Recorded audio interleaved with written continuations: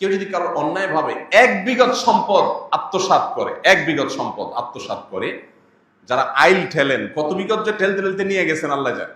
1 বিঘত সম্পদ যদি কেউ কারো আত্মসাৎ করে, নবীজি সাল্লাল্লাহু আলাইহি সাল্লাম বলেছেন 7 তবক জমিনকে কিয়ামতের ময়দানে তার গলায় ঝুলিয়ে দেওয়া হবে। কত জমিন লাগে তোর বান্নে, সেদিন মৃত্যু হবে না, কষ্ট যন্ত্রণা এটা ঠিকই হতে থাকে। ভাইরা আমার, আল্লাহ রাব্বুল আলামিন আল্লাহর বিধিবিধানের সামনে আমাদেরকে আত্মসমর্পণ করার, সেরকম ঈমানী শক্তি ধারণ করার তৌফিক নসিব করুন।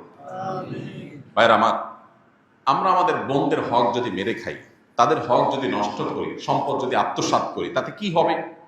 প্রথমত জীবনের বরকত চলে যাবে।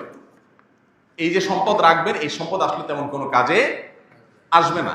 সম্পদ রাখবেন, সাথে ক্যান্সার চলে আসতে পারে, কিডনি ড্যামেজ হয়ে যেতে পারে, হার্টে ব্লক হতে পারে, এমন কিছু হতে পারে যে সম্পদ মারছেন বোনের 5 লাখ টাকার রোগ আল্লাহ ধরায় দিবে 10 লাখ টাকা, টেরও পাবেন না। দ্বিতীয়ত, এটা সাধারণ হারাম না, আত্মীয়তার বন্ধন ছিন্ন করার হারাম। আত্মীয়তার বন্ধন ছিন্ন করার হারামটা এটা আরো জঘন্য হারাম। এর পাশাপাশি আরেকটা বিষয় থাকে এখানে, সেটা হলো যে কখনো কখনো বোনরা হয়তো ছোট থাকে, এতিম হলে সেক্ষেত্রে এতিমের হক মেরে খাওয়ার আরেকটা গুনাহ এখানে যুক্ত হয়, কতগুলো অপরাধ এখানে যুক্ত হয়। আর এই জন্যই আল্লাহর ভয় অন্তরে লালন করতে হবে। নবী সাল্লাল্লাহু আলাইহি সাল্লাম বলেছেন, লা ইয়ারবু লাহমুন নাবাতা মিন সুহতিন, কারোর শরীর যদি হারাম উপার্জন দ্বারা গঠিত হয়, ফান্নারু আউলা বিহি, তাহলে জাহান্নামের আগুন সেই শরীরের জন্য অধিকতর উপযুক্ত। এই হারাম উপার্জনকারী ব্যক্তির দোয়া কবুল হয় না, ইবাদত কবুল হয় না, আমল কবুল হয় না, নেকামল কবুল হয় না, আল্লাহর কাছে সে দায়ী হিসাবে থাকে। আল্লাহ রাব্বুল আলামিন আমাদের সবাইকে সতর্ক এবং সচেতন থাকার তৌফিক দান করুন। আমরা সবাই দায়িত্বশীল হব তো ইনশাআল্লাহ। বোনদের হক না দেওয়ার ক্ষেত্রে একটা খোলা যুক্তির কথা বলেছি যে তাদেরকে বিয়ে দেওয়া হয়েছে, অনেক টাকা খরচ হয়েছে। বাবা থাকলে বাবার দায়িত্ব, বাবা যদি মারা যান বিয়ে দেওয়ার দায়িত্ব কার? ভাইদের।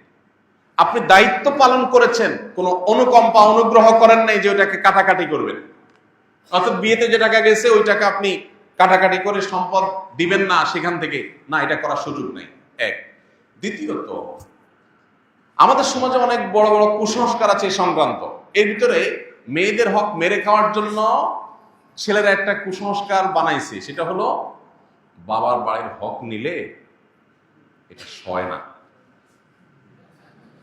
শুনছেন আপনারা? হাইরে হাইরে হাইরে, মানে বাটপারি এই লেভেলের সম্ভব? আপনি চিন্তা করেন, একই বাবার সম্পদ, ছেলে সব আগলে ধরে রাখবে, ভোগ করবে, তার সইবে, কোনো অসুবিধা নেই। বোনদের বেলায় এটা বলা হয়, মেয়েরা বাবার ভাইয়ের হক নিতে হয় না, বাবার হক নিলে কি হয়?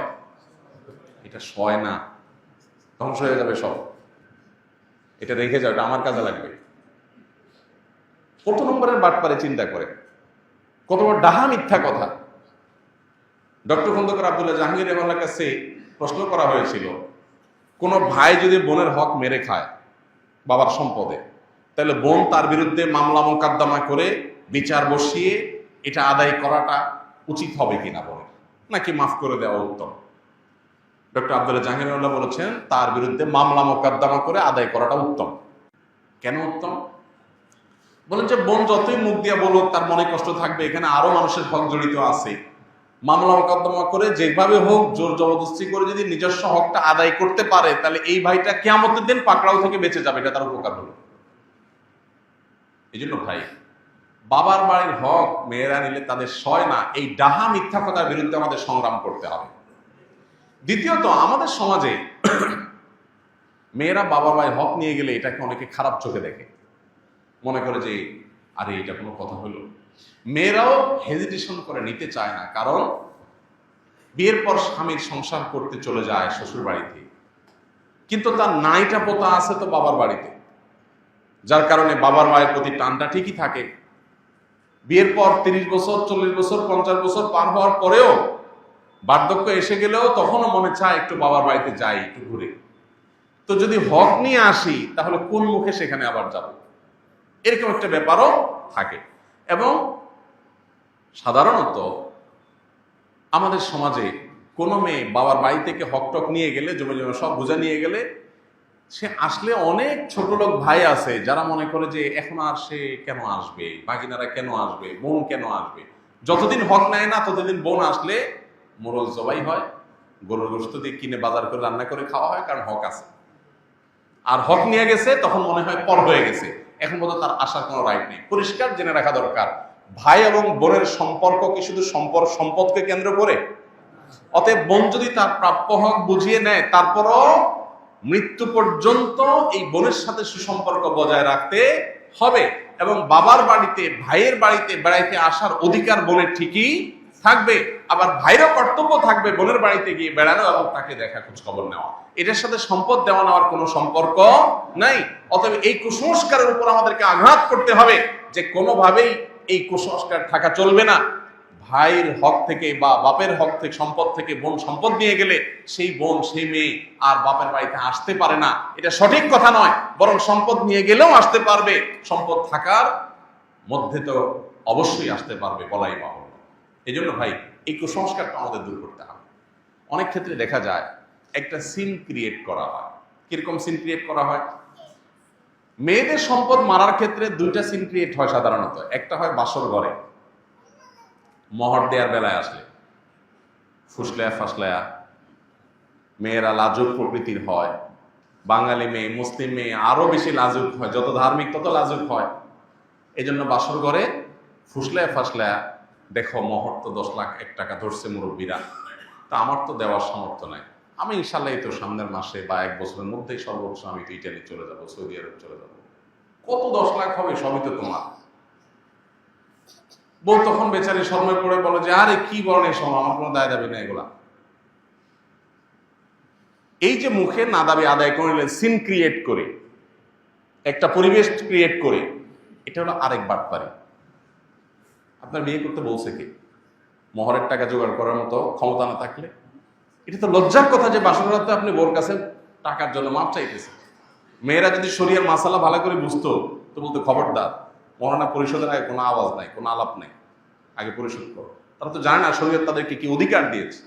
আরেকটা বাটপারি হয় বাবার মৃত্যুর পর, মায়ের মৃত্যুর পর বোনদেরকে দাওয়াত দেয় ভাইয়েরা, বাগিনা বাগিনী এবং জামাই সমেত।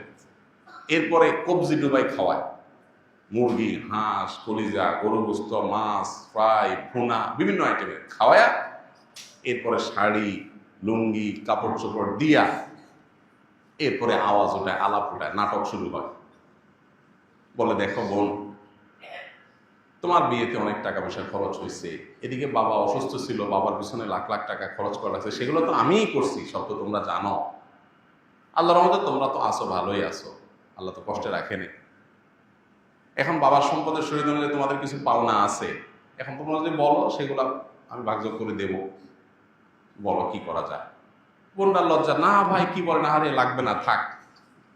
বোনটা চিন্তা করে এই এতিম গরিব ভাই আমার অসহায় ফকিরের মতো ভিক্ষা চাইতেছে, ছেড়ে দেয়।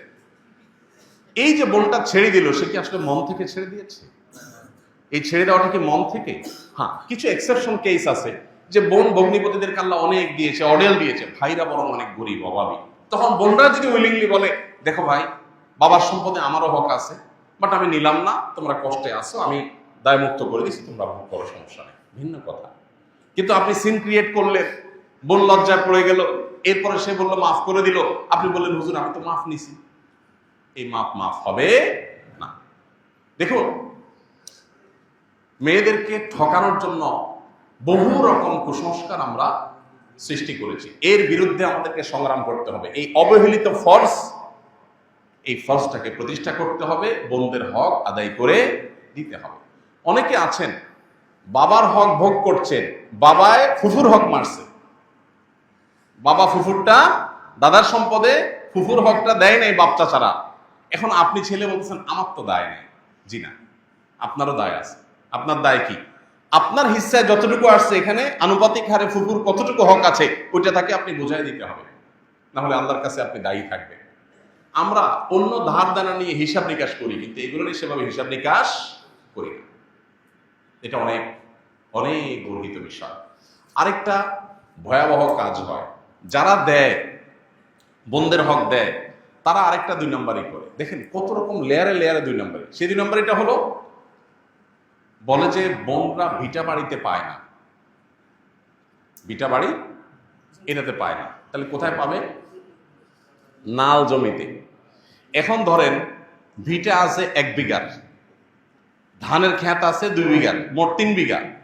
যখন ভাগ হবে, ধরেন ভাই একজন আছে, বোন একজন আছে, ফর এক্সাম্পল, তো ভাইয়ে ধরেন 2 বিঘা পাবে, বোনে ধরেন 1 বিঘা পাবে, ভাইয়ের অর্ধেক পাবে। এইরকম পরিস্থিতিতে সাধারণত মেয়েদেরকে কোনটা দেওয়া হয়? ক্ষেতেরটা। তাহলে বোন 1 বিঘা পাইলো ক্ষেতের, আর ভাই 2 বিঘা পাইলো। 1 বিঘা হলো ভিটার, আর 1 বিঘা হলো ক্ষেতের। বন্টনটাকে ইনসাফসম্মত হলো? কেন হয় নাই?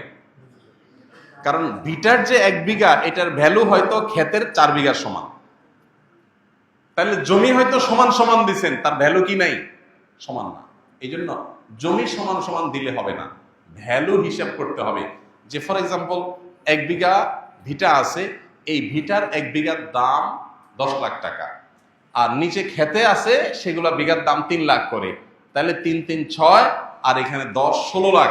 16 লাখের মধ্যে বোন, ভাই যদি ধরেন বোনের দ্বিগুণও পায়, আর যদি ভাই তার অর্ধেকও পায়, তাতে কত পায়? প্রায় 5 লাখ প্লাস মাইনাস, আর ভাই হলো 10 লাখ প্লাস।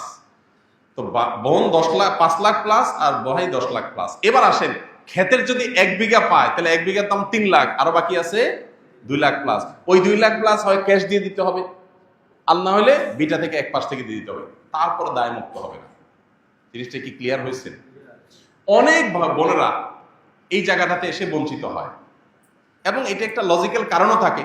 বাইরে বলে যে দেখো, আমাদেরকে তো ভিটায় বসবাস করতে হবে, তোমাদেরকে দিলে এটা বিক্রি করে নিয়ে গেলে আমরা কোথায় কি করবো? কিন্তু শরিয়ার বিধান হলো, বোনরা যদি ওই ভিটাতেই পায়, ধরেন কারোর ভিটাই আছে আর কোনো ক্ষেত নাই, তাহলে ক্ষেত থেকেই কিন্তু বন্টন হবে, এবং সেখান থেকে প্রয়োজনে তারা বিক্রি করে নিয়ে যাবে। আপনি বলেন তাহলে ছেলেরা থাকবে কোথায়? থাকবে কোথায় তারা জানে, তাদের আল্লাহ জানে। আমার হক আমার বাবার সম্পদে, আমি এটা নেব, তুমি কোথায় থাকবা তুমি বুঝবা। তুমি প্রয়োজনে আমার সাথে নেগোসিয়েশনে আসবা, অন্য কোনোটা দিয়ে অদল বদল করবা, বা আমার কাছ থেকে লোন নিয়ে থাকবা, না হলে আমার মালিকানা বাড়িতে ভাড়ায় থাকবা। কি অধিকার মেয়েদেরকে শরীয়ত দিয়েছে, কিন্তু আমরা পদে পদে সেটাকে লঙ্ঘন করছি। এই জন্য ভাই, আমাদেরকে দীপ্ত কণ্ঠে শপথ করতে হবে, আমরা বোনদের কোনো হক মারবো না, ইনশাআল্লাহ। আস-সুন্নাহ ফাউন্ডেশন, উম্মার স্বার্থে সুন্নাহর সাথে।